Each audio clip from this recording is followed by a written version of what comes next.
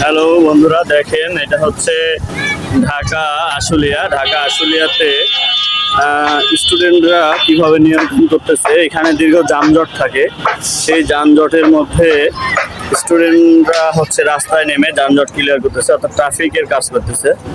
ঢাকা আশুলিয়াতে অনেক স্টুডেন্ট নামছে, যারা হচ্ছে হাতে একটা করে লাঠিও রাখছে শুধু নিয়ন্ত্রণ করার জন্য। সুন্দর করে কাজ করতেছে তারা। আসলে ছাত্র সমাজ যেভাবে রাস্তায় নামছে, ছাত্র সমাজ যদি ঠিকভাবে পরিচালনা করে বাংলাদেশ,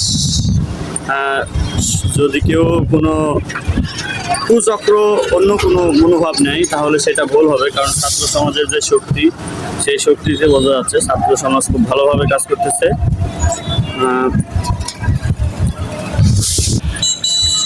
তারা সুন্দরভাবে একটা একটা করে পাস করে দিচ্ছে বিভিন্ন গাড়ি।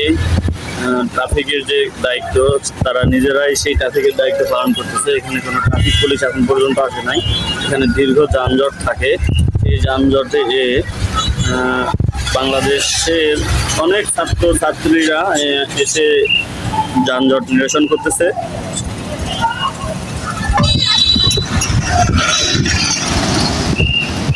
এই বাংলাদেশে এরকম অবস্থায় যে বাংলাদেশ ছাত্র এবং ছাত্রীরা যে পরিশ্রম করতেছে, এটা বাংলাদেশের জন্য একটা গর্বের বিষয়।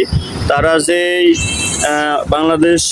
বাংলাদেশকে এগিয়ে নিতে, বাংলাদেশকে উন্নয়নশীল করতে যে পরিশ্রম করতেছে বাংলাদেশ ছাত্রছাত্রী, তাদেরকে আমার পক্ষ থেকে, আমার পেজের পক্ষ থেকে অনেক অভিনন্দন। তারা অনেক সুন্দরভাবে কাজ করতেছে এবং যানজট নিরসনে কাজ করতেছে।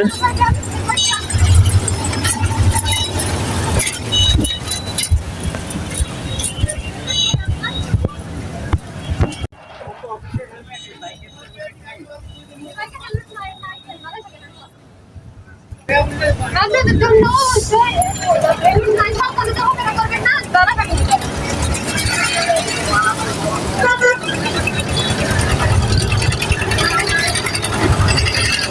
অনেক সুন্দর পরিবেশটা হচ্ছে। যারা হেলমেট পরে আসতেছে না তাদেরকে থামানো হচ্ছে এবং বিভিন্নভাবে হেলমেট পরে আসেনি কেন কৈফিয়ত চাওয়া হচ্ছে। খুব ভালো লাগতেছে।